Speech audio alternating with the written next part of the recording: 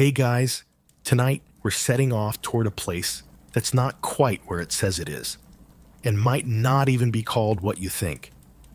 Imagine a speck of green and gold floating in the ocean, halfway between the edge of yesterday and the rumor of tomorrow. No airport, no welcome sign, just a rocky cove and a line of ghost crab tracks leading into the palms. There's no official flag flapping in the wind, and if you try to look it up on your phone, your map app might suggest you're hallucinating. The island has a name, of course, just not the same one for very long. You probably won't survive this trip. Not because it's dangerous, but because the island won't let you exist the same way when you leave. Or maybe it just won't let you leave at all. That's part of its trick. So before you get comfortable, take a moment to like the video and subscribe. But only if you genuinely enjoy what I do here. And hey, drop your location and the time you're watching, just so I know who else is drifting through this story with me. Now, dim the lights, maybe turn on a fan for that soft background hum, and let's ease into tonight's journey together. The current version of the island rises gently from the water, like an emerald smudge. You arrive just after dawn, barefoot on volcanic sand that crunches like cracked pepper. The air smells of salt and old citrus. In the distance, low hills rise like sleeping dogs, dotted with termite mound ruins and a single forgotten bell tower, tilted slightly like it's shrugging. This morning, the locals call it Serenos. They say it means the place of quiet remainders, though no one agrees on the exact translation.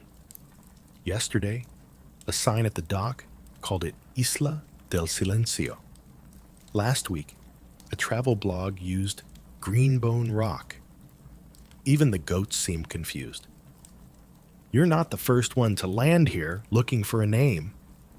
The island has been renamed, reclaimed, and respelled so many times over the past 1,000 years that historians have started treating it like a sentient being with commitment issues. The first name we know of? Thalassa Minor. Roman sailors carved it onto storm-warped driftwood in the 1st century, probably thinking they'd discovered an uninhabited extension of Sardinia. One carved note, recovered centuries later from the seafloor, also suggested the island smelled like almonds and sleep. Mainstream geography pegs this whole zone as part of a semi-submerged microplate, one that occasionally trembles and coughs up new land at the edges. Which means the island might not even be the same island every few centuries, a sort of floating draft of itself, revised by tectonics. There's a clearing inland where the ground dips into a natural amphitheater. Every tree here grows slightly slanted, and the underbrush is stitched with the soft crunch of millipedes. At the center lies a ring of stones, circular, not natural, a shrine, a compass, or maybe a dining table for whatever civilization thought naming this place was a sacred act. Fringe theorists love this island. One infamous monograph claims it's the original Atlantis, while another links its shifting nomenclature to an ancient dialect spoken only by migratory whales. That theory includes a footnote suggesting the whales are also migratory historians. What's interesting is that no two maps from before the 14th century agree on its shape. One shows a crescent, another a starfish. A third just scrawls a question mark in the middle of a blue void with the word "here" written underneath. Scientists still argue whether early Mediterranean cartographers were misled by mirages, sea fog, or simply each other's drunken guesses. After all, if everyone's lying in slightly different ways, it starts to look like consensus. And yet, this patch of land persisted. always slightly out of sync with reality, but undeniably there. It's been rediscovered more times than your favorite pair of socks. You sit on a sun-warmed boulder, letting ants investigate your shoelaces, while imagining the first people who stepped onto this shore. Were they fishermen who missed their turn? Prisoners dumped off course? Or lovers fleeing a mainland that wouldn't let them be? Someone named it first. Someone whispered that first syllable into the wind, and the island, silent and patient, tucked it away like a keepsake. Now, under your breath, try saying a name of your own. Doesn't matter what. The island won't laugh. It's heard thousands, and somewhere inside its hills, it's probably still remembering. Maps made of myths are, by definition, a little unreliable, but no place suffered more from imaginative cartography than this shifting little island. As the centuries crept forward, the island's shape bent to the pens of monks, explorers, and madmen alike. Every name change reflecting a story, a mistake, or a wish. If the island was a child, the Middle Ages were its awkward nickname phase. One 12th century Arabic mariner chart calls it Jazirat al-Haya, Island of the Serpent. But when you examine the original scroll, you find a correction scrawled in the margin.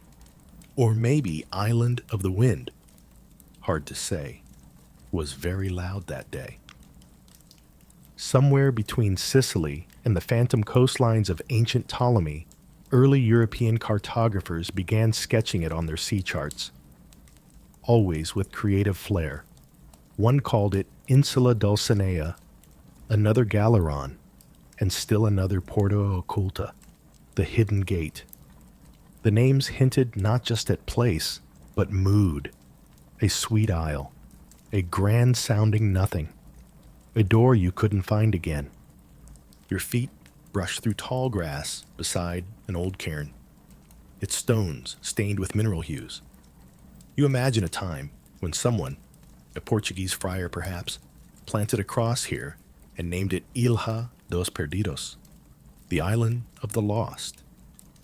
Did he mean the people who got stranded, or the things they left behind?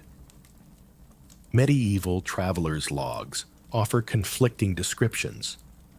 One Venetian trader swore the island was haunted by wingless birds.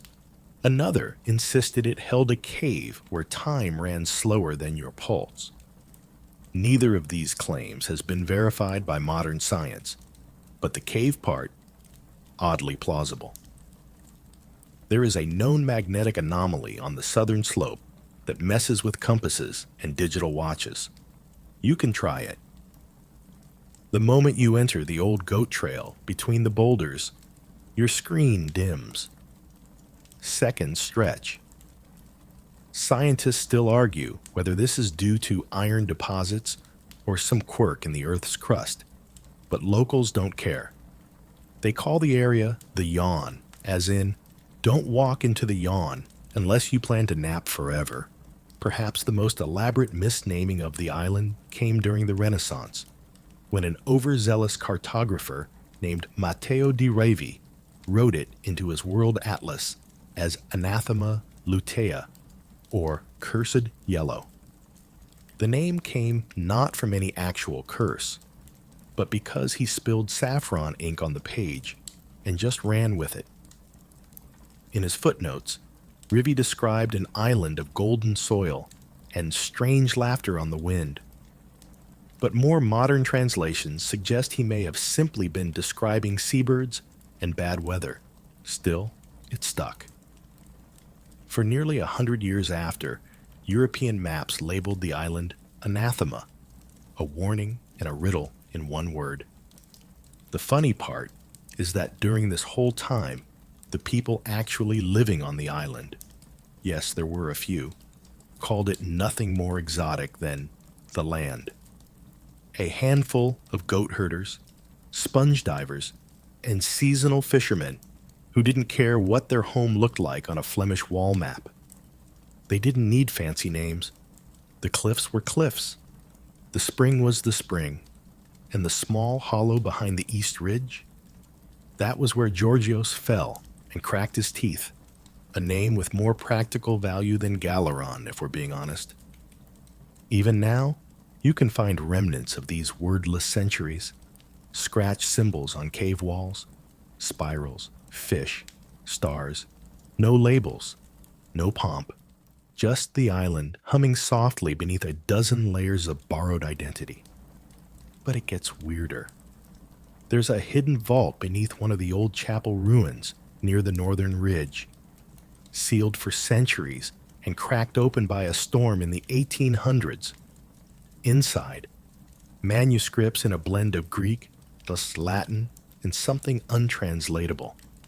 The glyphs resemble dancing birds, or possibly disapproving vegetables.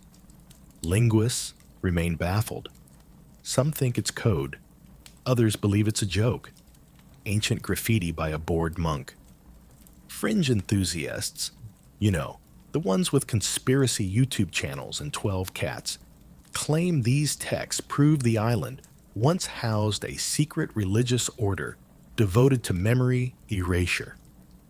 Their theory is that the island wants to be renamed, craves it, because each new name resets its metaphysical coordinates, like recharging a battery.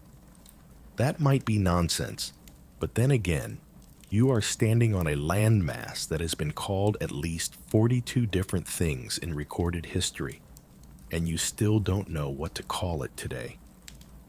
Down at the beach, a bleached-out signpost shows 4 arrows, each pointing to a different part of the island, each with a different name. Calamara, Zoiterland, Anathema, Echo Island.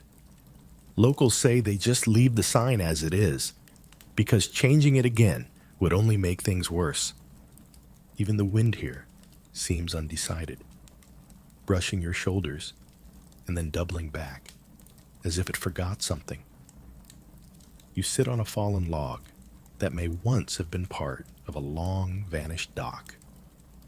Under your fingers, the wood bears the carved letters Vin, or maybe Win. It's weathered to ambiguity. You take a deep breath. The sea smells like kelp and cinnamon. A gull cries overhead in a voice that sounds suspiciously like it's laughing at you. And you realize this island isn't just resisting names, it's collecting them, like souvenirs. Or maybe, like discarded costumes for a masquerade, it's tired of hosting. By the time the 1600s rolled around, the island's name went through one of its boldest and bloodiest transformations yet. This time, courtesy of a man who fancied himself a prince, even if no one else did. His real name has been mostly lost, buried under layers of maritime gossip and questionable journals.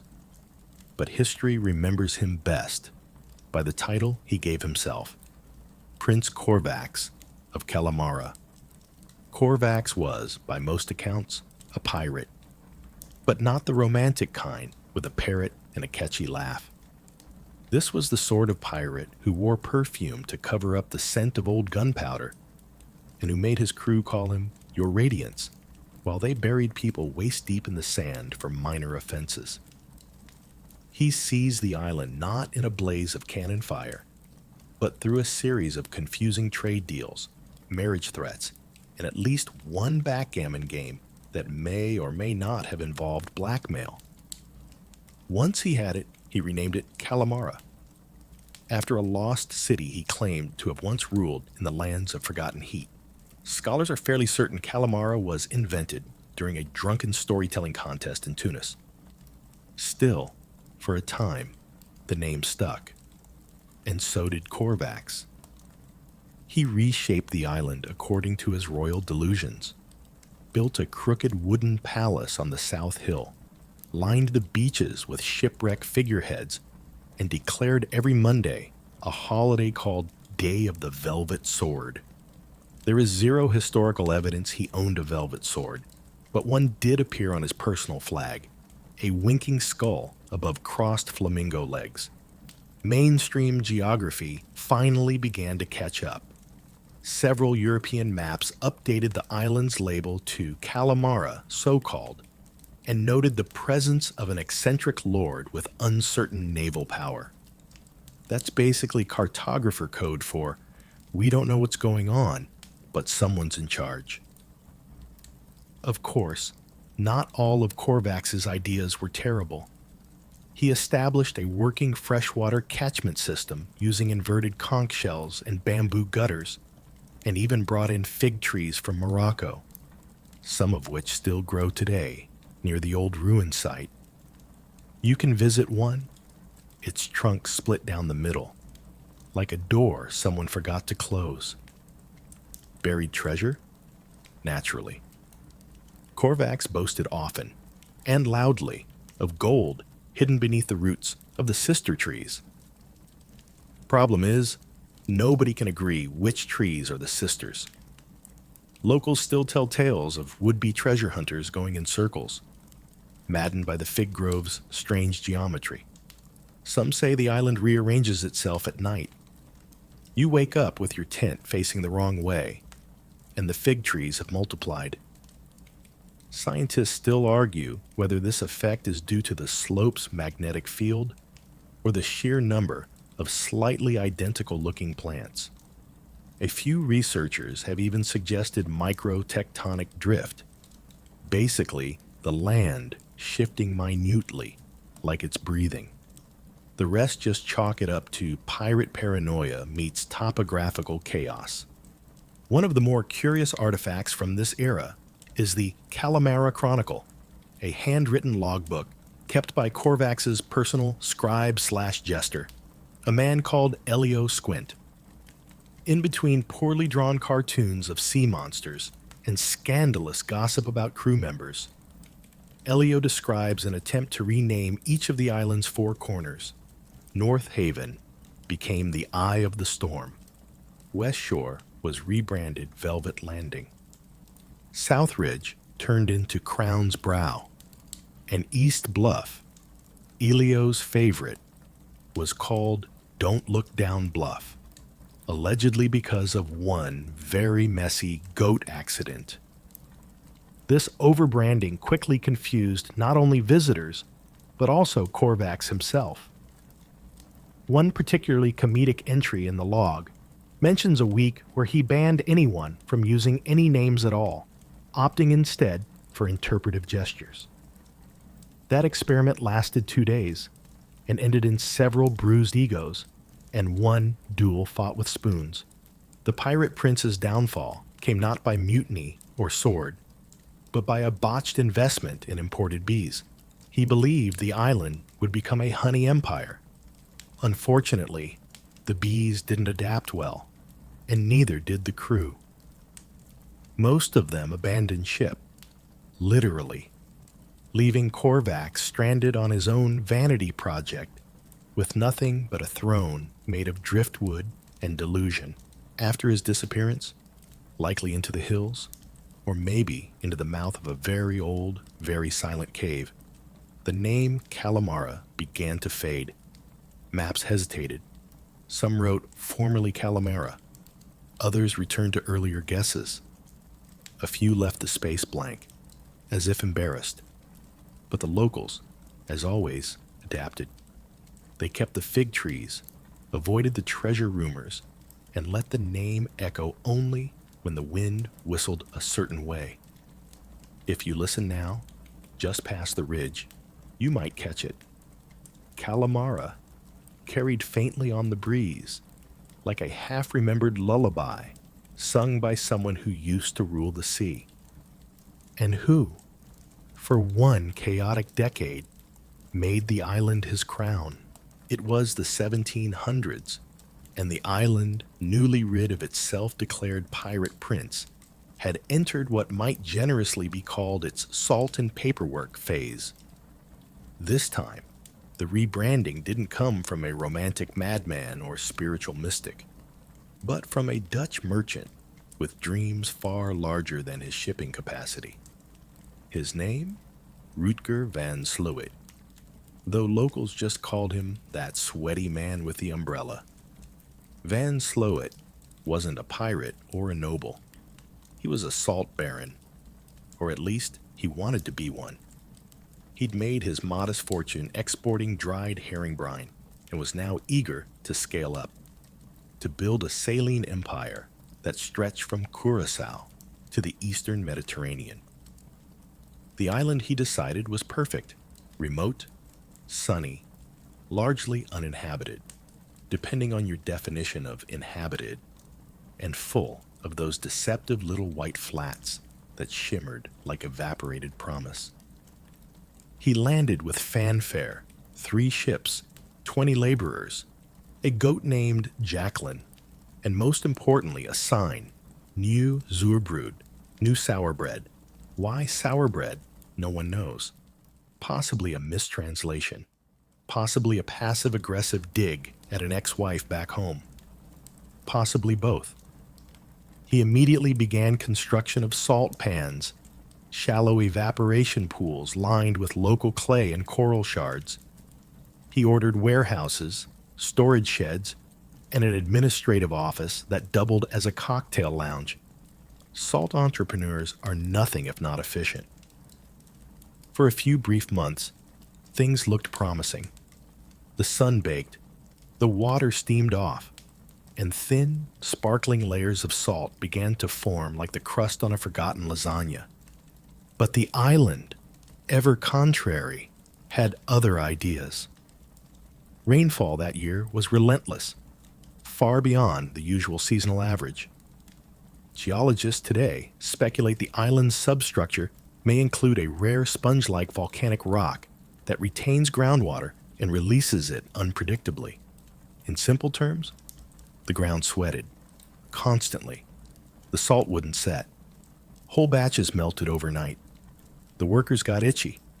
The goats started coughing. Van Sloot wrote to his investors in Amsterdam describing an atmosphere of betrayal and mildew. He tried burning incense, praying, then cursing, then hiring a priest. Nothing helped. Eventually, someone pointed out that the sulfur springs bubbling up near the southern pools might be interfering with evaporation. That same person was promptly fired for excessive pessimism. Frustrated but not yet broken, Van Sloot renamed the salt pans individually: Faith, Prophet, Victory, and, oddly, Mildred, in hopes that some psychological trick would change his luck. It didn't. One of the more bizarre episodes from this era involved an attempt to increase output using trained flamingos. According to a surviving invoice in the Dutch archives, Van Sloot paid handsomely for 10 birds of dignified bearing, trained to stir saltwater pools with their beaks. Historians still debate whether this was a real strategy or the product of sunstroke and desperation.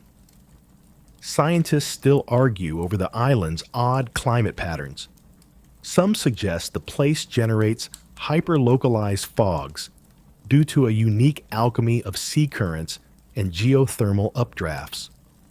Others blame a phenomenon known as ghost convection, where invisible thermal pockets distort atmospheric conditions. Either way, Van Sloot's operation drowned, metaphorically and sometimes literally. By 1741, Nieuw Zuurbrod was a soggy, saltless mess. The warehouses warped. The flamingos left. Jacqueline the goat was found napping triumphantly in the office chair. Van Sloot boarded a ship back to Europe, sunburned and defeated. His legacy? A few ruined pools, some bricks melted back into mud, and a strangely loyal following among fringe economic historians who consider him a symbol of ambitious incompetence. His old portrait, glowering beneath a salt-crusted wig, now hangs in a Dutch maritime museum with the caption, "The Baron of Brine." After his departure, the island quickly shed the name Nieuw Zerbrud, like a damp jacket. Locals went back to older references. The quiet shore, that place with the bad soup, or simply the island. But remnants of Van Sloot's tenure persist if you know where to look. There's a sunken warehouse foundation you can still wade through during low tide. The edges are lined with faded Delft tiles, and if you peer closely, you'll find tiny painted scenes of windmills, tulips, and, peculiarly, what appears to be a man chasing a flamingo with a bucket. A few locals still claim to descend from the laborers who stayed behind. Their dialect contains words for concepts that don't exist in any other language, like the taste of dried hope or the feeling of losing your shadow to humidity. There's also a tiny chapel built from saltstone bricks, Van Sloot's attempt to curry divine favor. It collapsed years ago, but the bell remains, and if you tap it just right, it makes a sound exactly like a spoon against a wine glass, followed by a low, salty sigh. So the island added another name to its library and another story to its soil. It kept the goats. It kept the ruined pools. But the name? That drifted out to sea with Van Sloot, dissolving in the ocean's endless churn like, well, salt in the rain.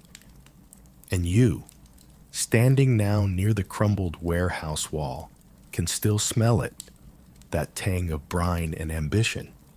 Somewhere beneath your feet, a flamingo footprint fossil waits to confuse a future archaeologist. For nearly 20 years in the early 1800s, the island vanished. Not physically, no Atlantis plunged into the sea, but bureaucratically. It disappeared from shipping logs, colonial registers, and even gossip.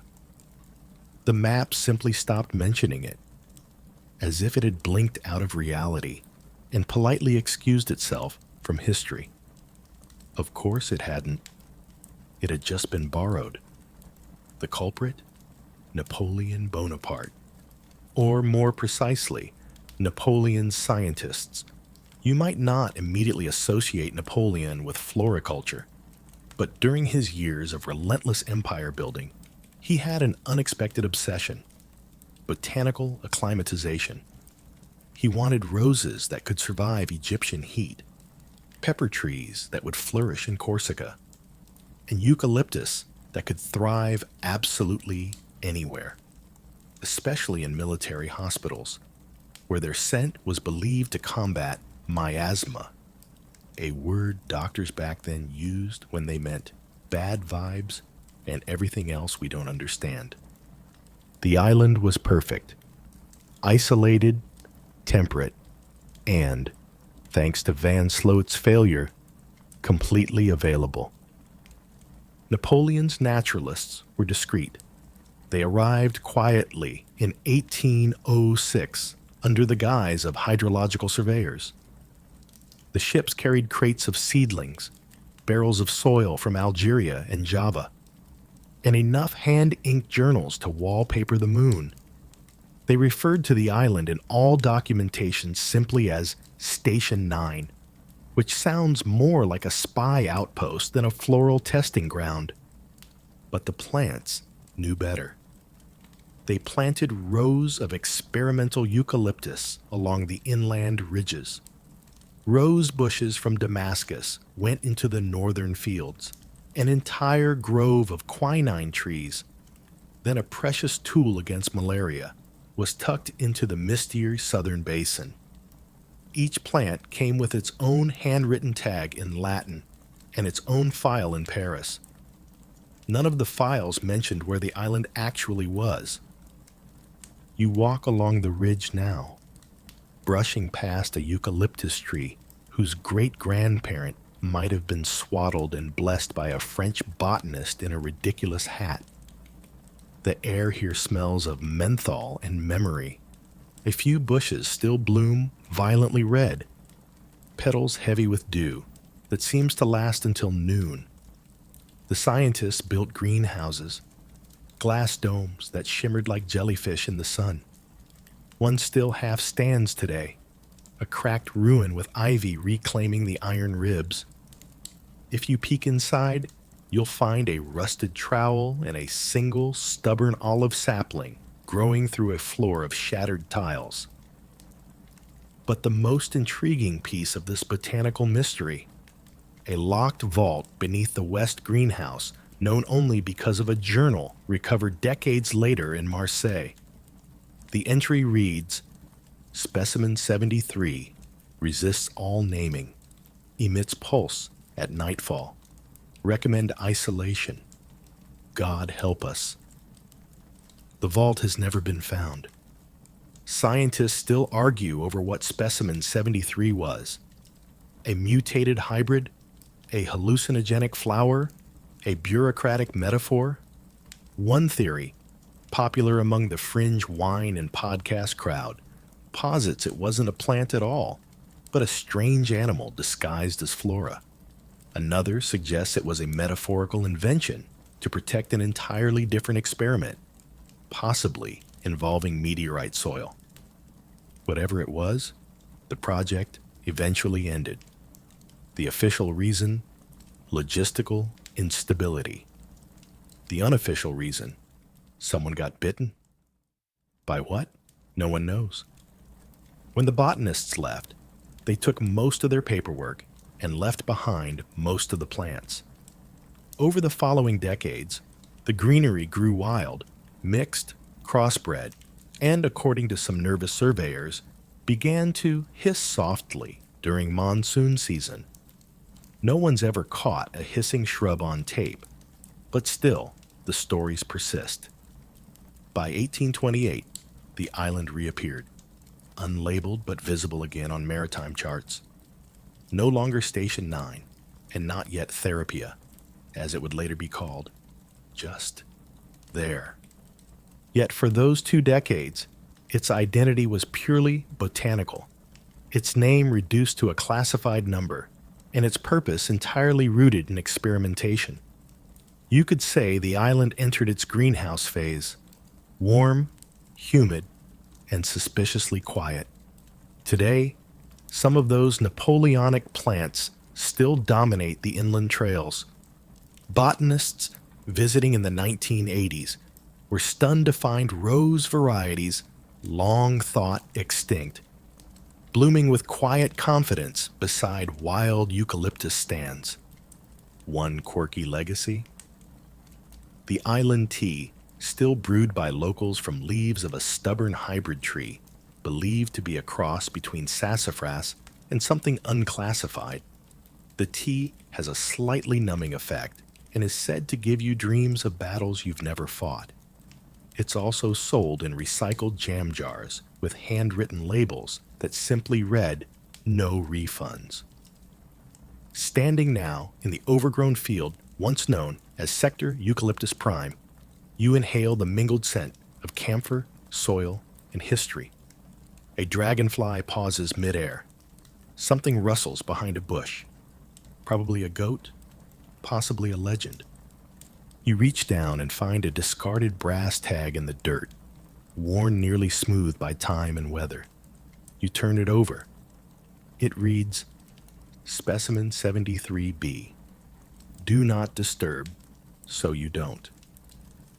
You place it gently back in the grass and keep walking, letting the island's forgotten name slide through your thoughts like pollen on a breeze. By the time the Victorian age rolled around, the island was once again ready for a makeover, and this time it got one with royal flair and a hefty dose of pseudoscience. British aristocrats had developed a sudden obsession with healing air, and seaside retreats were the rage. Thus, the island was christened anew, Therapia, a name that sounded both classical and conveniently vague. It began with a rumor. Someone's second cousin swore her asthma vanished after a 3-week stay near the island's southern cliffs. Word spread like humidity. Suddenly, The island wasn't just a mysterious, half-mapped dot. It was a miracle. You arrived today near one of the old villa foundations. The walls are mostly gone, reclaimed by creeping vines and sunburnt lizards, but a few rose-colored tiles remain, stamped with little suns and Greek letters. This was once the House of Cleansing Winds, built by a retired admiral who believed the island's eucalyptus trees had a divine partnership with his lungs. He was wrong, but delightfully so. By 1850, 5 colonial-style guest homes had sprouted around the southern ridge, all marketed as medical retreats. The island's name became a brand. Brochures, engraved of course, called it Therapia, the Island of Restoration. Steamships ferried delicate ladies, wounded officers, and wealthy hypochondriacs seeking everything from gout relief to spiritual realignment. The air was the main draw. Descriptions from the time talk about its soft breath, its tingle on the tongue, and, in one particularly dramatic account, an inhalation that feels like kissing a ghost who's just eaten mint. Scientists still argue whether the air actually had any therapeutic properties. Modern analysis shows higher than average ozone levels, perhaps due to the sea spray interacting with volcanic minerals. Some suggest the island's coastal thermals disperse allergens unusually well. Others suspect the effects were purely placebo, enhanced by ocean views and a suspicious amount of brandy. But it didn't matter. The name Therapia stuck for nearly 30 years. So did the mythology. Local entrepreneurs leaned into it. An herbalist known only as Aunt Despo sold handmade tonics under names like Breathe True and Spleen Begone. Her most popular product was a paste made from crushed figs, sea salt, and what she called the tears of confident goats.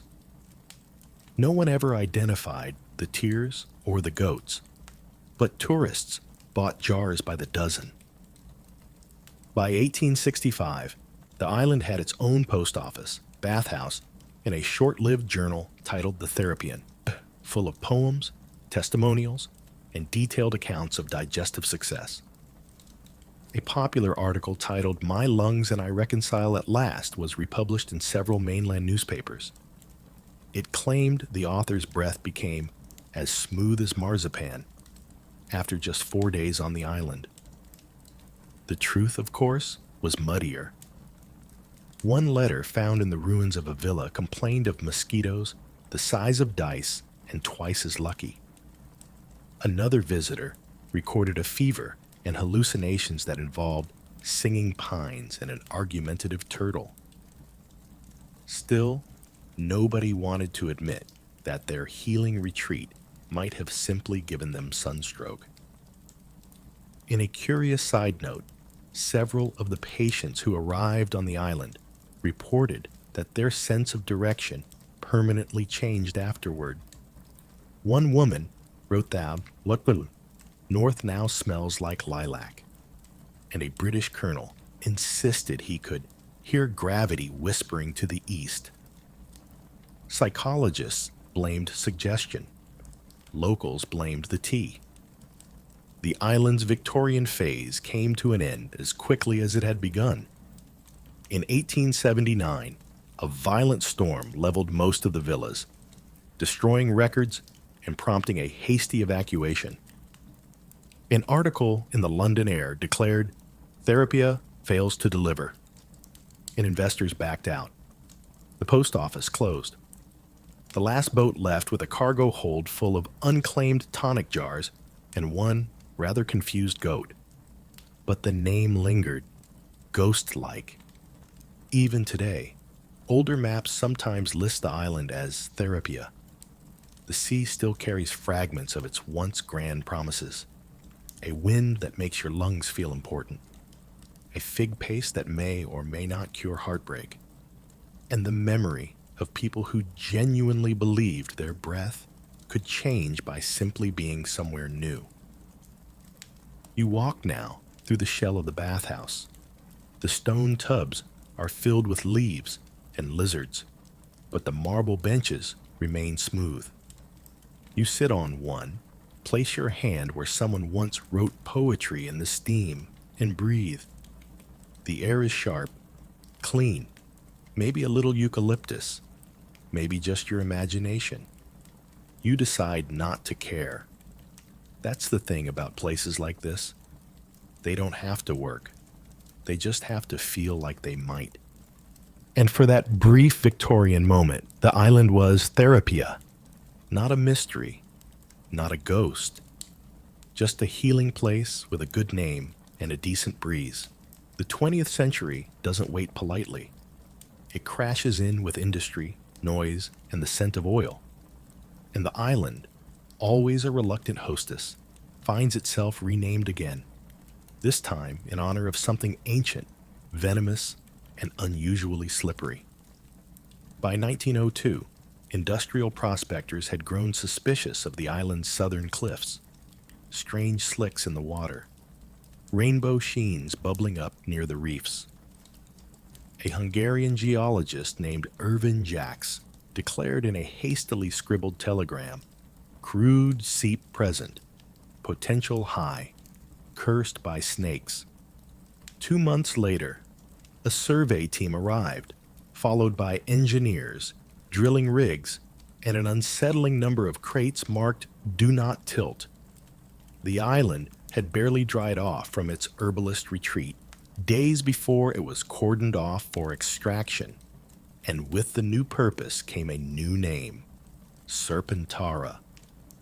It was supposed to sound mystical, exotic, and just dangerous enough to ward off casual visitors. The name came from an ancient local myth, or more likely was invented by a bored company administrator with a flair for Latin. Either way, Serpentara sounded official enough to slap on maps, barrels, and hard hats. The oil was real, though not as abundant as hoped. By 1905, 2 functional derricks had sprung up near the southern cliffs, spouting foul-smelling wealth into the sky. The island trembled softly with the rhythm of the drills. The goats moved inland. The trees stopped blooming. And then came the snakes. Not metaphorical ones, actual snakes.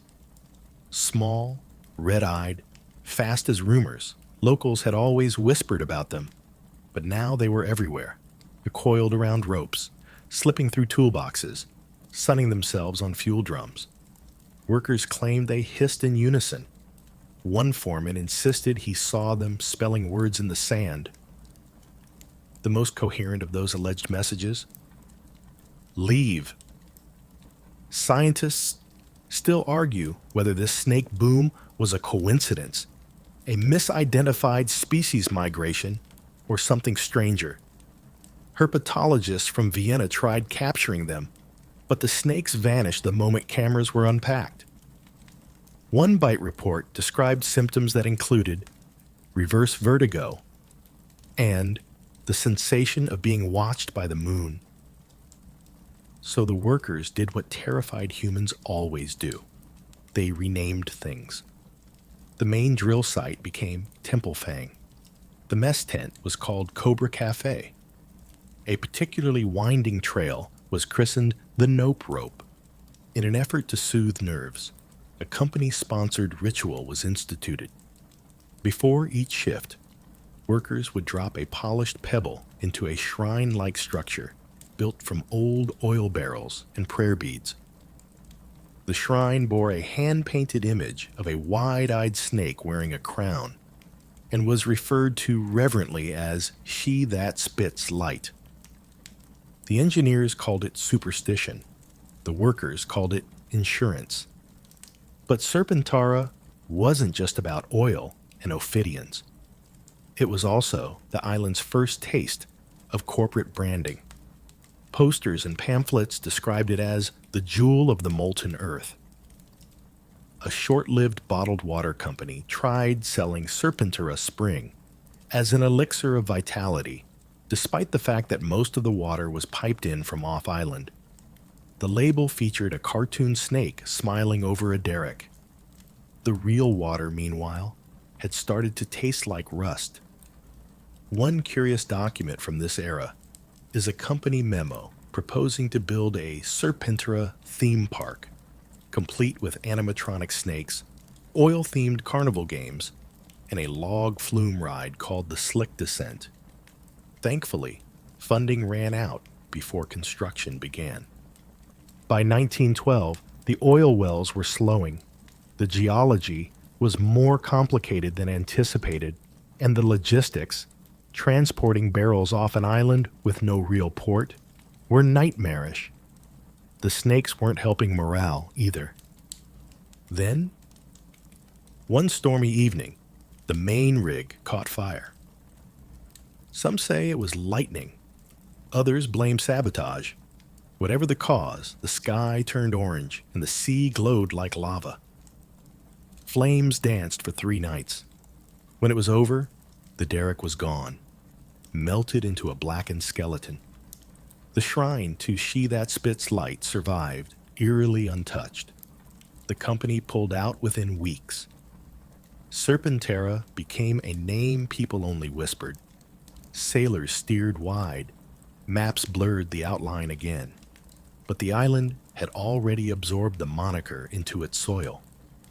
Even today, if you walk along the southern cliffs, you'll find bits of twisted metal, old oil drums half submerged in moss, and if the light's just right, a faint shimmer on the rocks where something once burned too bright. And the snakes? Still here. Maybe. Locals insist they're gone, but they say it with the kind of voice that leaves room for maybes. You tread carefully down a narrow path near where the old drill rig once stood. Beneath your feet, the ground hums ever so slightly. You pause by a flat stone, see a series of small holes forming a perfect spiral, too neat for erosion, too organic for architecture. You back away slowly. Above, the wind whistles through scorched eucalyptus, carrying with it the faint scent of burnt oil and something more ancient, something watching. Whatever Serpentera was, a cautionary tale, a PR stunt, a snake goddess in disguise, the name left its mark. The island, ever obliging, wore it for a while. Then, when no one was looking, it slithered back out of that skin and waited for the next title to arrive. By the time the 1930s rolled around, the island was back to being ignored, sun-bleached and half forgotten, exactly the way it seemed to like it. The snakes had quieted.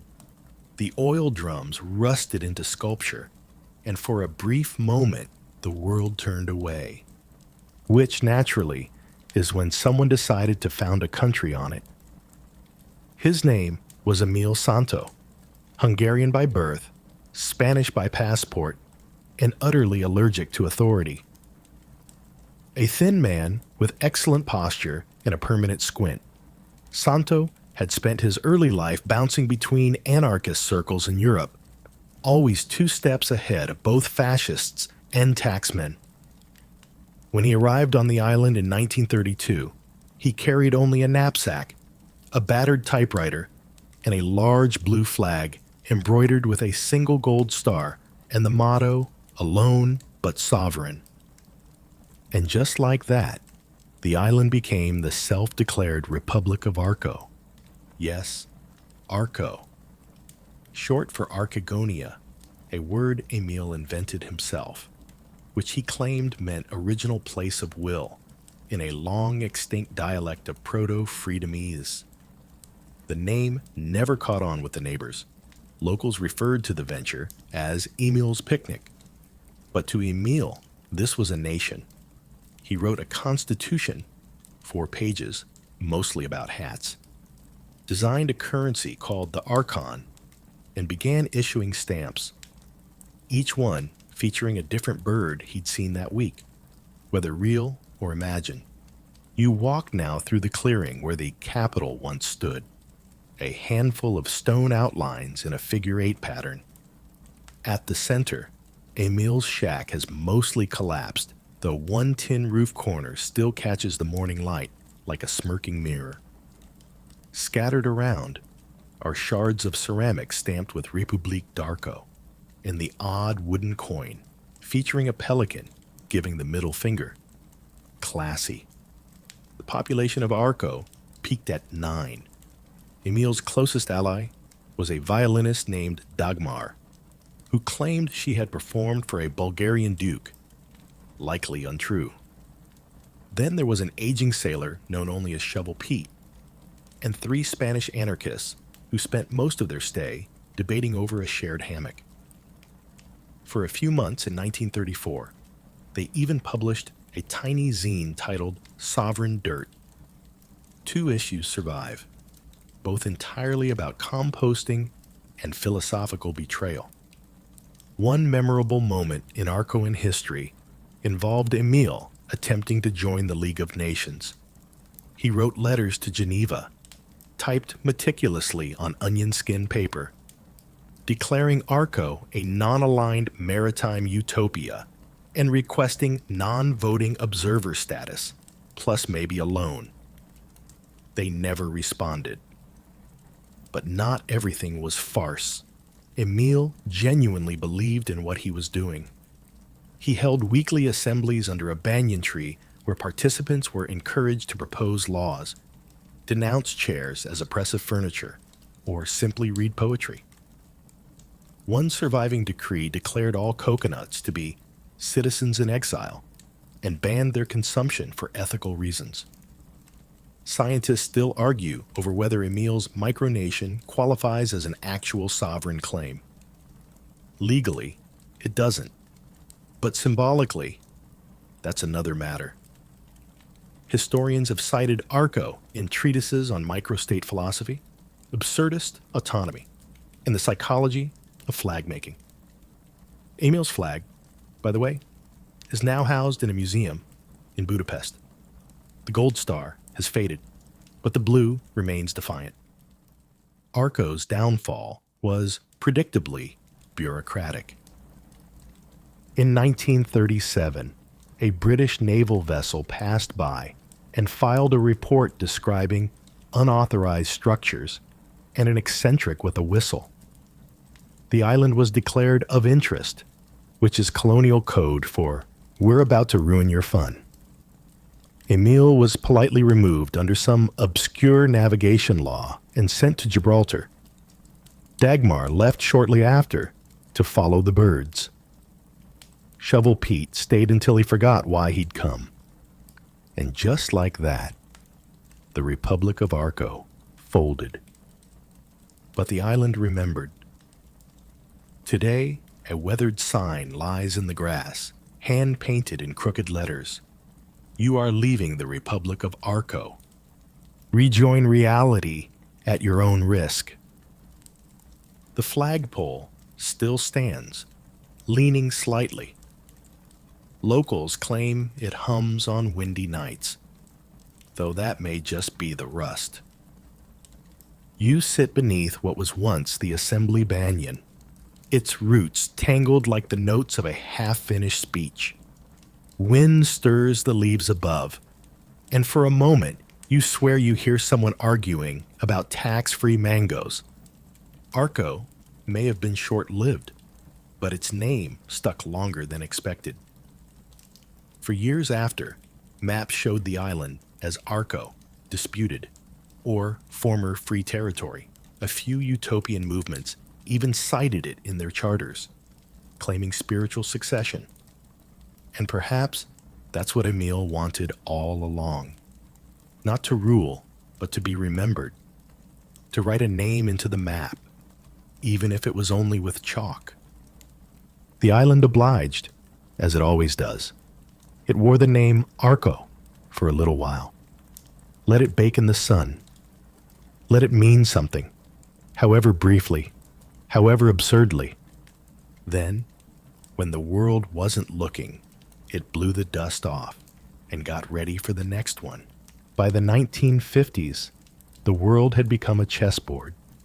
Every coastline, every stray rock in the sea was scrutinized for strategic value, and the island, still sun-drenched and sleepily forgotten by most, suddenly found itself back in the spotlight. But this time, it didn't get a new name out loud. Instead, it got a code name. On civilian maps, the island disappeared altogether. Officially, it ceased to exist. This wasn't magic. It was the Cold War. The U.S. Navy and NATO intelligence, increasingly paranoid about Soviet submarine routes and hidden refueling stations, began surveying out-of-the-way land masses that could serve as listening outposts. The island, still occasionally referred to as Arco by some stray European maps, fit the bill. Isolated, difficult to triangulate, and best of all, already slightly shrouded in nonsense. And so, sometime in 1953, it was designated internally as Site Echo 47, a name so bland it could have belonged to a filing cabinet. No flags, no public declarations, just silence. The operation was handled with all the secrecy of a magician's locked drawer. A mobile team installed unmarked radio dishes, embedded microphones along the cliff line, and buried fiber optic sensors disguised as driftwood. Even the goats were tagged, allegedly for tracking movement, though one theory claims they were used to test psychological response to ultra-low frequencies. If true, the goats remain tight-lipped. You're walking now along a faint trail behind a cluster of thorny bushes. You wouldn't know it, but underneath your feet is what was once a reinforced concrete slab, cleverly disguised with soil and moss. Somewhere below, sealed in a forgotten bunker, are crates of reel-to-reel tapes labeled Breeze Index AD. Very few official records survive. Most of what's known about Site Echo 47 comes from a declassified British memo from 1978, now yellow and hole-punched, which reads, "Island site utilized for acoustic triangulation. All signage removed. Local name scrubbed. Referred to as Ghost Node until further notice." Ghost Node. That's what it became. A presence without presence.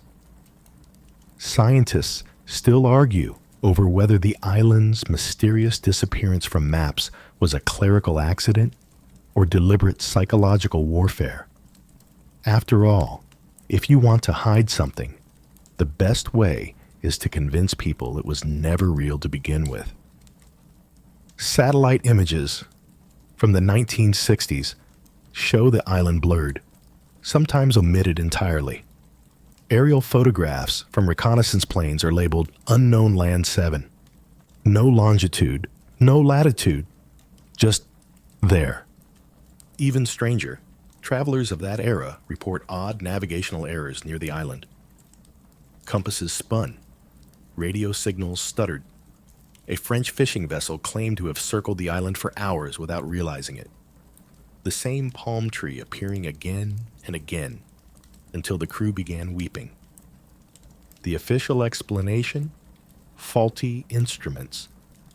The unofficial explanation? A secret signal jamming system nicknamed the Hush Machine.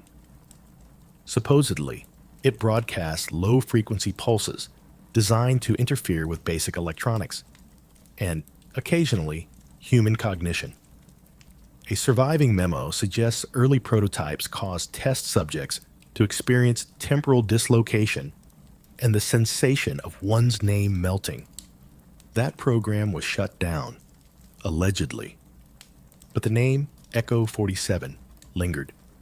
Among those in the know, analysts, spooks, and deep-sea cartographers, it became shorthand for any landmass that shouldn't exist but does. Even today, the phrase pulling an echo is used in certain circles to describe digital erasure of remote coordinates. On the island itself, the equipment eventually rusted. A storm in 1969 toppled the last antenna. By 1972, the operation was quietly abandoned. No cleanup, no official closure. Just silence again, echoing over the cliffs like a forgotten password. You sit now on a high ridge where one of the parabolic dishes once stood. It's gone, but the bolts remain, embedded in stone like offerings. In the wind, you hear a low hum. Maybe it's the breeze. Maybe it's the island remembering what it was asked to forget. Below you, a small plaque is half buried in the dirt. You brush it clean. The lettering is barely legible. SE, 47 vertical bar, operational silence, commenced. 1953, no end date. Locals who lived through that time still won't say much. They'll shrug, offer you tea, and say the island was having one of its moods. One man recalled seeing men in gray uniforms speaking in numbers. Another described waking up with nosebleeds every Wednesday. But the most telling detail? For nearly 20 years, nobody called the island anything. No name, no label, just a shape, faintly visible on the horizon, like the outline of a thought you're not allowed to finish. The Cold War left many marks across the world. Bunkers, barbed wire, ideologies that refuse to die. But here, on this ever-mutable patch of rock and root, it left something stranger, a gap in language. For the first time in centuries, the island wore no name at all, and somehow that might have been the most powerful name of all. By the 1970s, the Cold War's cloak and dagger whispers were giving way to something warmer, looser, and far more sunburned. The world, it seemed, was trying to take a breath, and so was the island. After nearly 2 decades of being scrubbed off maps, it reemerged not with a treaty, a speech, or even a press release, but with a tan, a drum circle, and a lot of bare skin. Welcome to Freikorper, the island's nudist era. It began with a classified ad in a Berlin counterculture zine, seeking like-minded naturists for intentional community on unclaimed Mediterranean paradise. No shoes, no borders, no pants. It might have been a prank. It might have been a manifesto. Either way, it worked. The first boat arrived in 1973. 10 people, 2 dogs, and several crates of lentils. They planted a flag, a naked figure reclining beneath a sun, painted on a repurposed bedsheet, and they named their newfound Eden Freikorper, a mashup of Frei Körperkultur, free body culture, and a healthy disregard for spelling. Their mission was simple: total harmony, no clothing, no hierarchies, no clocks, just humans, nature, and sunscreen made from mashed bananas and optimism. You walk now along a winding forest path, overgrown with ferns. A faded wooden sign reads, "Welcome to Freikorper. Leave everything behind." Someone scratched out everything and penciled in underwear especially. The commune grew quickly. By the summer of '75, over 80 people were living full-time on the island. They built geodesic domes from driftwood and recycled tarps. Solar ovens made from car mirrors baked flatbread in the afternoons. A local rule prohibited alarm clocks and mirrors, though one man was allowed a comb after a heated community vote. Maps from the time began labeling the island as Freikorper Commune, though some added skeptical parentheses, unofficial, or experimental, or in one French naval chart, possibly fictional. Their economy was gift-based. Their philosophy, something between Rousseau and a group hug. Meals were communal. Decisions were made by consensus, and clothing was strongly discouraged unless involving extreme weather or excessive bees. But this wasn't just a free love escapade. They had rules. No violence, no hoarding. No one named Gary could play the tambourine after sunset. This was a very specific incident. And most notably, no maps. The founders believed naming and mapping were acts of control. Colonial ghosts, they called them. If you needed to describe a location, you used natural cues. Past the whispering pine, or where the pink rocks laugh. Still, cracks formed, both figuratively and literally. The lack of medical infrastructure meant minor injuries turned dramatic. Mosquitoes refused to recognize the spirit of the movement. And not everyone was ready for the emotional complexities of polyamory and composting toilets. Scientists still argue over whether the Freikorper experiment was a utopian success or a cautionary tale. Anthropologists point to their elaborate community rituals and oral traditions. One ceremony involved balancing sea urchins on one's forehead while reciting favorite vegetables. Sociologists note the commune lasted longer than many similar ventures and produced at least 3 published poets and 1 surprisingly good ukulele album. But things turned sour by 1979. It began with a storm, one of those late-season juggernauts that reshapes beaches and tests belief systems. Several domes collapsed. Food spoiled. The banana sunscreen ran into eyes and sparked a rash-related schism. Then came the outside world. A German documentary crew arrived, uninvited, and filmed a special titled Naked Island, Paradise or Pandemonium. It aired on late-night TV and went mildly viral as things could go in 1980. Suddenly, tourists started arriving, cameras in hand, disrupting the delicate non-structure of the community. The founders, disillusioned, left one by one. Some joined other communes. Some opened yoga studios. One became a tax lawyer in Munich. By 1982, Freikorper was mostly over. A handful of diehards remained for another decade, living among the ruins of dome homes, teaching each other to knit and arguing about the ethics of using found swimwear. Today, you can still find traces. A vine-choked solar oven here, a crumbling, hand-carved statue of Mother Ocean there, a mural, half-faded, of a sun with an open eye at its center. And in the eastern cove, someone has etched into a flat rock. Freikorper, forever, except in winter. Locals remember them with fond bemusement. The naked Germans, they call them. Some swear the island is warmer now because of them. Others claim their herb gardens still bloom where the commune's compost heaps once stood. But the name, the name. It was different. Not a colonial claim, not a military code, not even a prince's vanity. Just a word made up in the spirit of joy and awkward sunburns. The island, amused, wore it lightly, like a sun hat made of daisies. And when it was over, it folded the name into its roots, along with the lentils, the barefoot footprints, and the echo of laughter that still seems to drift from the cliffs at sundown.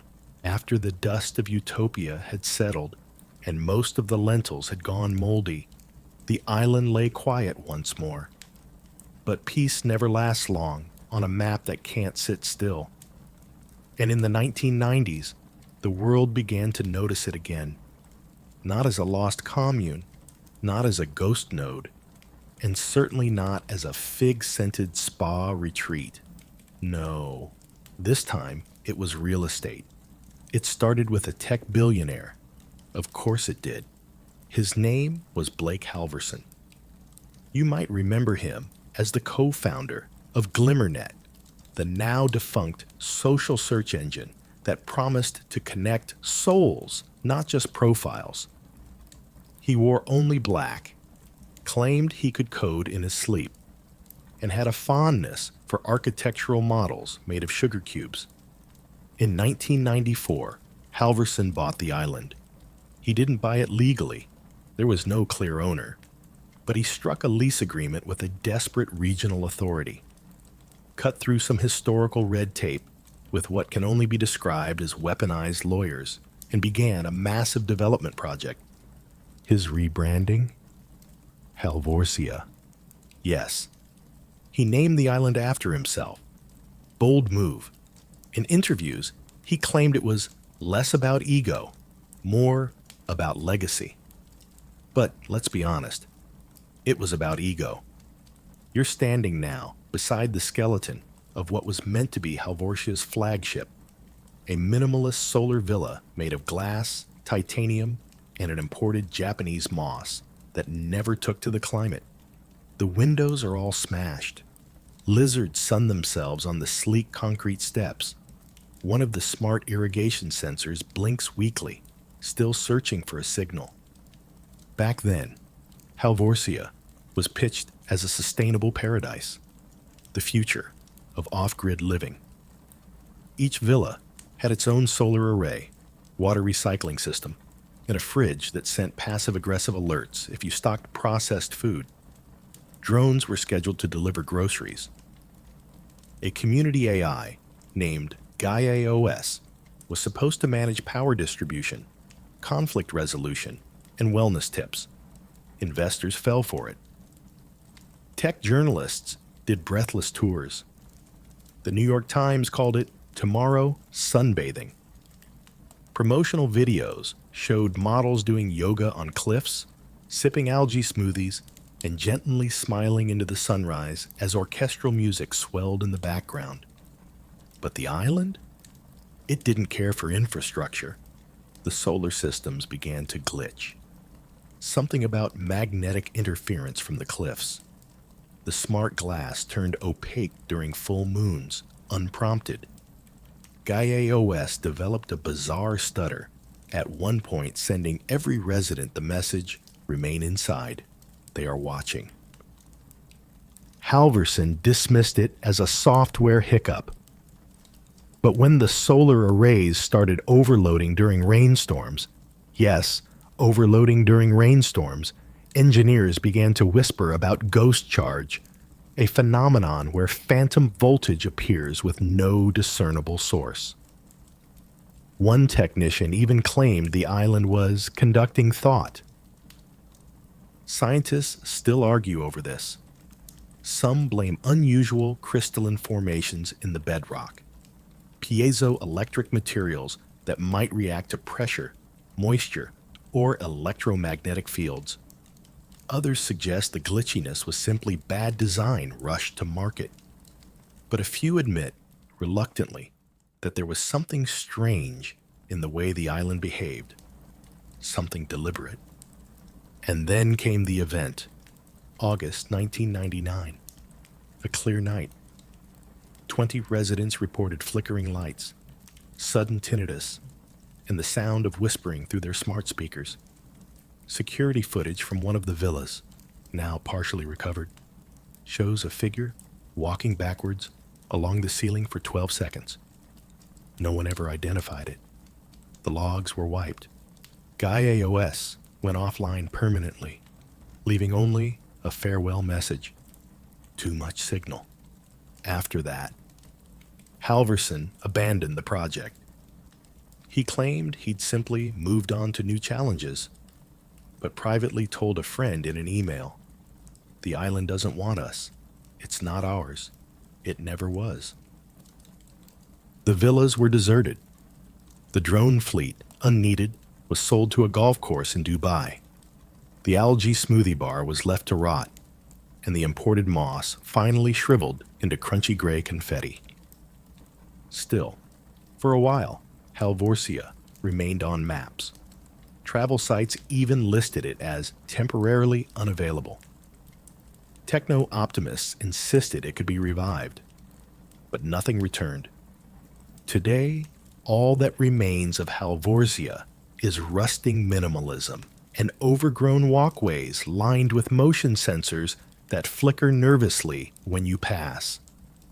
Near the southern cliff, a faded sign still reads, "Welcome to Halvorsia. Connect, recharge, belong." Someone has spray painted over it in red. Try again, Blake. And yet, in the ruins, something lingers. You find a bench, sleek, cold, surprisingly comfortable. You sit. The wind rustles the imported bamboo. For a moment, the power comes back on. A single panel blinks. A voice in your ear whispers, softly, "Would you like to restart the island?" You don't answer. Because Halvorsia was never really here. Not in the way the name suggested. It was just another costume. Another digital dream stitched over ancient rock. The island wore the name. Let the wires run through its soil. Let the lights blink and the servers hum. And when it was done, it simply exhaled, shorted the system, and let the sun bake it clean.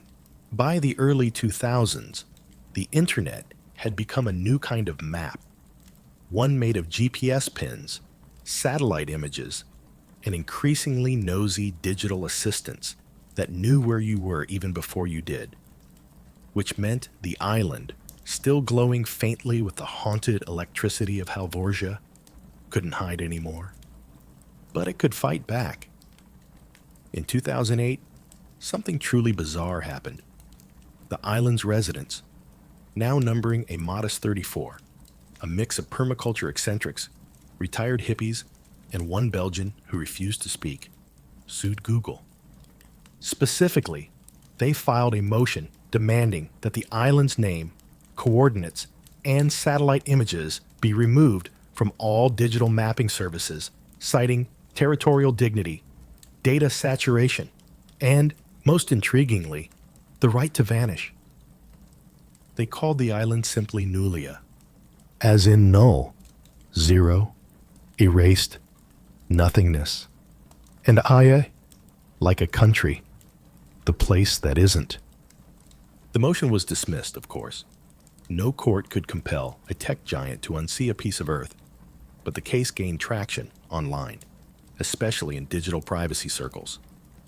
Suddenly, Nulia became a symbol, a trending hashtag, a cause. You see, this wasn't just a quirky Luddite rebellion. The residents had a point. Satellite services had labeled the island incorrectly again and again, using outdated names, strange coordinates, even slapping on restaurant icons where goats grazed. One mapping service described a non-existent resort called Serpentara Luxury Yoga.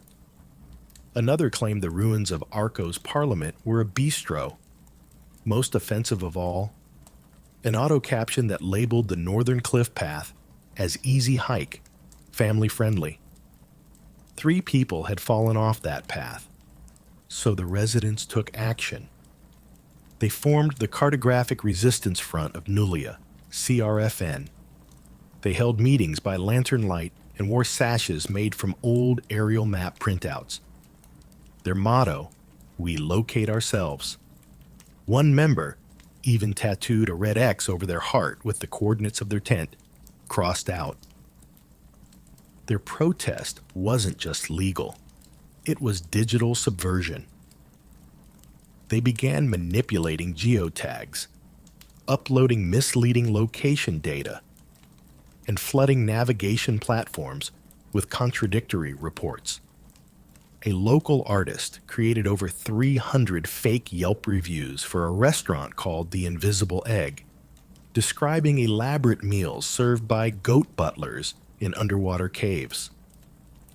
Travel bloggers started asking about it. One even tried to visit. Another group posted fake drone footage of the island flipped upside down. One video, titled, "Welcome to Nullia, You're Facing the Wrong Way," garnered over 800,000 views before being flagged for misleading terrain. But the most brilliant maneuver, a crowdsourced campaign to rename the island in every digital system inconsistently. On one platform, it was Nova No Place. On another, Zeranos was reintroduced, a deep callback. One file-sharing map listed it as Therapia, closed for repairs. Slowly, the data began to fragment. The GPS signal stuttered. The metadata went soft. Scientists still argue over whether this was an effective strategy or just a delightful case of digital absurdism. Geographers were torn. Some applauded the rebellion, others raged at the cartographic chaos. Tech companies were baffled. At one point, Google Maps labeled the island simply unverified. And that was all Nullia ever wanted. The residents didn't want tourists, or tech utopians, or data farmers. They wanted silence. They wanted control over how and if they appeared in the world's information stream. Today, standing on a rocky outcrop overlooking the lagoon, you pull out your phone. The screen shows a blue blur. No label, just a loading symbol that never resolves. Perfect. Down the trail, someone has hung a wind chime made of old SIM cards, each one engraved with a former name: Halvorsia, Freikorper, Serpentara. The wind jangles them softly, as if the island itself is laughing through obsolete data. There's no signage now. The locals have erased all path markers. If you don't know the trails, you're meant to get lost. That's part of the point. And there, near the cove, a wooden board leans against a tree. Someone's painted on it, in wobbly black letters, "Welcome to Nullia. Please forget you were here." You smile, pocket your phone, and keep walking. Because this island, at least for a while, was winning. It had weaponized ambiguity, taken control of its digital footprint. And for one bright, clever moment in internet history, it had convinced the world that the only true map was memory. By the 2010s, the world had shifted again. Everything now came with a hashtag. Climate doom loomed large, and Gen Z TikToks about sea level rise were racking up millions of views. Even forgotten islands were being drafted into the apocalypse, which is exactly how the island, newly renamed by activists and climate artists alike, became known as Littoralia, or sometimes Liberalia, depending on the font. It wasn't a real name in the traditional sense. It was a campaign, half art project, half protest. The idea came from a Norwegian climate collective who had visited the island in 2012 for a solastalgia retreat and were struck by how much of the coastline visibly shifted between tides. And that gave them an idea. What if the island's name changed with the sea? So in 2014, they launched Project Littoralia, a campaign to give the island a fluid identity, one that mirrored rising sea levels. The name Littoralia came from littoral, meaning relating to the shore, and was intended to evoke impermanence, edges, and the blur between land and loss. It worked like this. They built a solar-powered signboard at the island's highest ridge, visible from the sea. The board displayed the island's current name, which changed hourly based on a combination of tide data, wave height, and lunar phase. 1 hour, it might be a solar verge. Next, Nimbostra. Later, Sinkling. The algorithm had over 10,000 potential names, some poetic, some absurd, some just strings of vowels and dashes. The names were designed to fade quickly. They weren't meant to last, just like the ground beneath them. Online, the project gained traction. A live stream of the island's current name ran 24/7. Climate influencers posted dreamy clips set to ambient music. Watching Literalia drift into the ocean, hash melting maps. A poet wrote a book of elegies for each of the island's aliases. A popular fashion label released a line of biodegradable swimwear called Literalia Fade.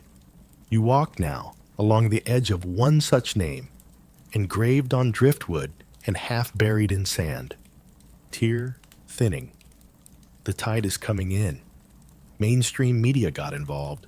News segments called the project part climate art, part digital graffiti. Critics called it vanity activism, while supporters praised its emotional honesty. One geographer described it as cartographic theater in an age of disappearance. Scientists still argue about Literalia's legacy. Was it effective? Was it just noise? One side points to increased awareness, donations, and a new wave of geospatial storytelling. The other counters that the island's actual erosion had more to do with tectonics and illegal quarrying in the 90s than sea level rise. But the point, according to the original creators, was not accuracy. It was grief. One post from the Time reads, "When the shoreline recedes, what language fills the gap? Literalia is our love letter to what vanishes." In practical terms, the island did change. Sections of the western cliff collapsed. Salt water began to infiltrate the central spring, turning it brackish. Old Freikorper trails disappeared beneath tidal lagoons. The island began to fold in on itself, not dramatically, not all at once, but subtly, like a book closing one page at a time.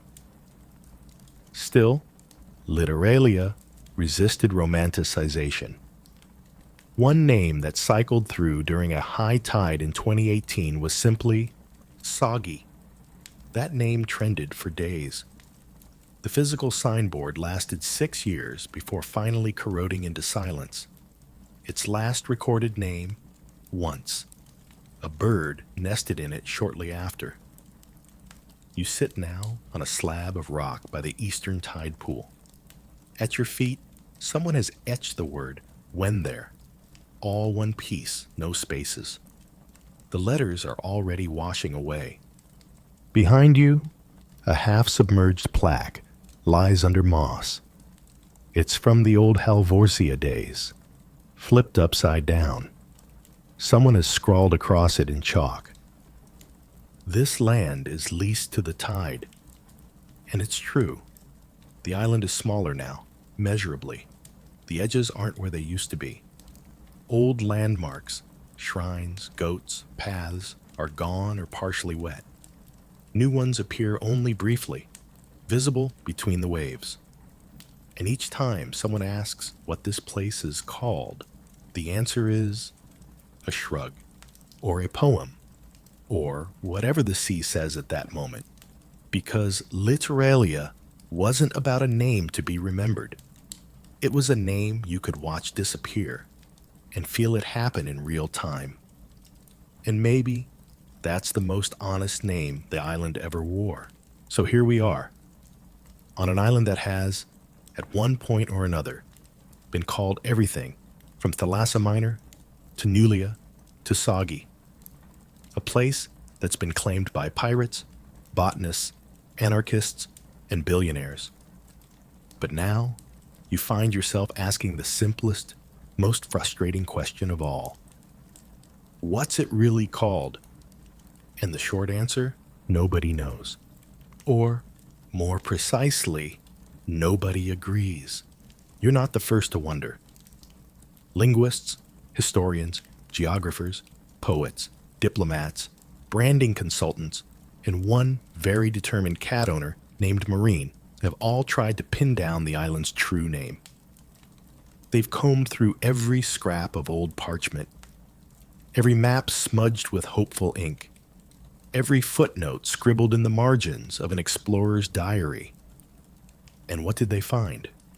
Contradictions, confusion, cartographic chaos. There is no consensus. Some claim the original name, Thalassa Minor, should be restored, citing a Roman tablet recovered in fragments from the seabed. But others argue it was merely a poetic flourish, a placeholder written by sailors too seasick to care. A rival camp swears by Calamara, pointing to the infamous Chronicle of Prince Corvax. They insist the pirate era was the island's most assertively named phase, and thus, by volume of ego alone, it wins. Meanwhile, post-colonial scholars reject all imperial names, arguing that the true name lies in oral traditions, scraps of local dialects long since vanished. One fringe theory even suggests the island never had a native name because its earliest inhabitants considered it taboo to speak it aloud. You could live here, love here, even die here, but not name it, like a sacred animal or a password. And then there's the modern crew, those who champion Nulia as the perfect act of erasure, the data rights defenders who claim that not being mapped is more powerful than being called anything at all. To them, the real name is no name, a blank space, fiercely defended. Scientists still argue whether naming places changes them. Some geographers insist that names influence weather perception, migratory patterns, and even seismic activity. Others believe it's just projection. One widely debated paper from 2016 claimed that maps with names fade slower in the brain than unnamed ones. Another study suggested that naming a landmass increases its emotional significance by 27%. But that could just be marketing math. And let's not forget the PR crowd. In 2021, an actual naming contest was held by an eco-crypto startup. For a brief window, the island was officially titled EmeraldYawn.io, a name so hated that 3 separate message boards held candlelight vigils to mourn cartography. It was reversed within a week. Now, standing near the wind-bent fig tree that's grown through the roof of the old Freikorper pantry, you feel the swirl of all these names orbiting you, like soap bubbles, bright and doomed. Each one meant something, for someone. Each one claimed to capture this place. None of them did. You reach the northern ridge just before sunset, where one of the last remaining signposts still stands. It's been turned so many times it no longer points anywhere useful. The wood is gray with age, cracked by sun and salt. Etched into the surface, beneath layers of graffiti and initials, you find a question, carved in the same angular hand as the one who once scrawled Mother Ocean into stone. Why do you need it to be named? Good question. Humans love naming things. It helps us frame the world. Box it up. Memorize it. Put it in a poem. Sell it on a t-shirt. But this island? It resists that. It shakes names off like wet fur. It allows them in, wears them for a season or a decade, and then discards them like fallen leaves. Maybe it's not meant to have just one. Maybe that's the point.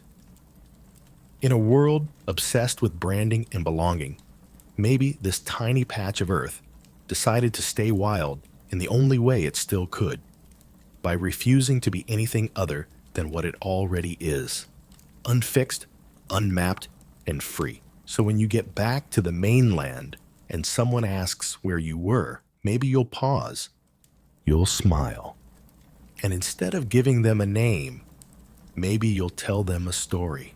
The sky is a deep, slow-burning orange now. The sea, glassy and full of sighs, stretches to the edge of knowing. The island is quiet, not in the empty sense, but in the way someone goes quiet when they know you're about to leave. You've walked the shoreline.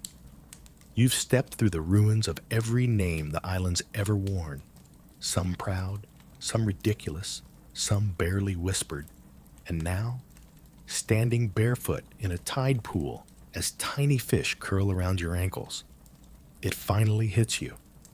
Tonight, the island is yours, not to own, not to rename, but to feel, fully and briefly, before it shifts again.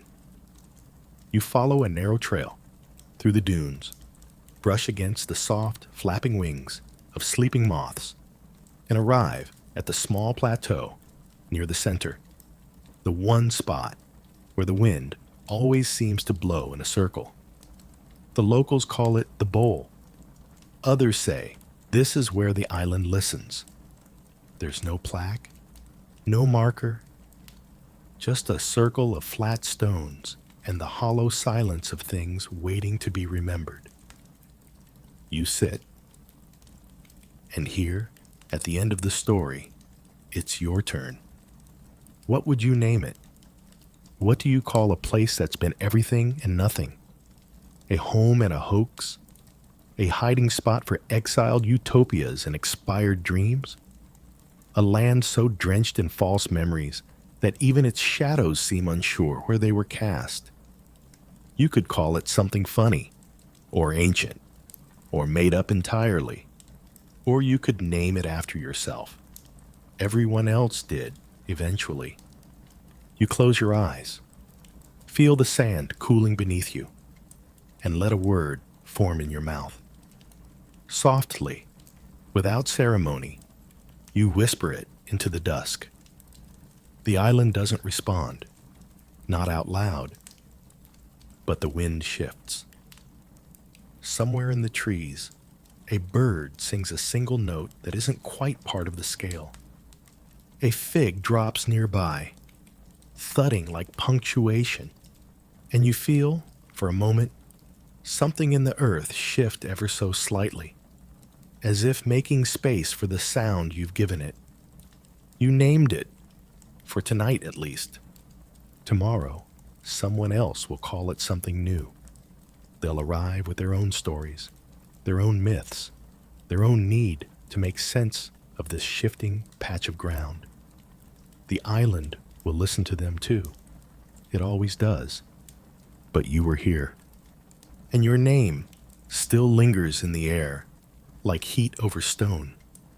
Not mapped, not stored, just echoed once, and never quite the same again. Wind down final 300 words. So now, as we step away from this strange little place, half forgotten, half imagined, let's slow everything down. The waves are gentler now, slipping against the rocks like someone turning the pages of a damp book. The stars blink lazily overhead, not yet sure if they're needed. A breeze picks up through the trees, rustling the branches just enough to hush the night. It's all softness now. Faded colors, long shadows, nothing left to prove. You're still sitting in the center of the island, but it feels bigger now, quieter, not empty, just still, like the exhale after a deep laugh, or the pause before sleep. No one's asking anything of you here. No decisions, no expectations, just the sound of the distant sea, the dry whisper of leaves, and your own breath, floating gently in and out like tides.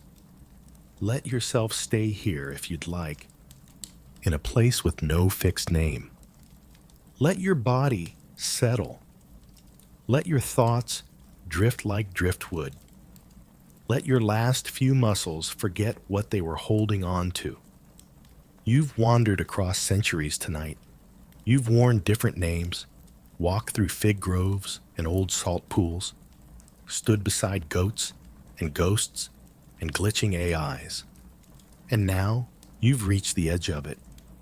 It's okay to stop, to stay, or to sleep. The island will still be here. Or maybe it won't. Sweet dreams.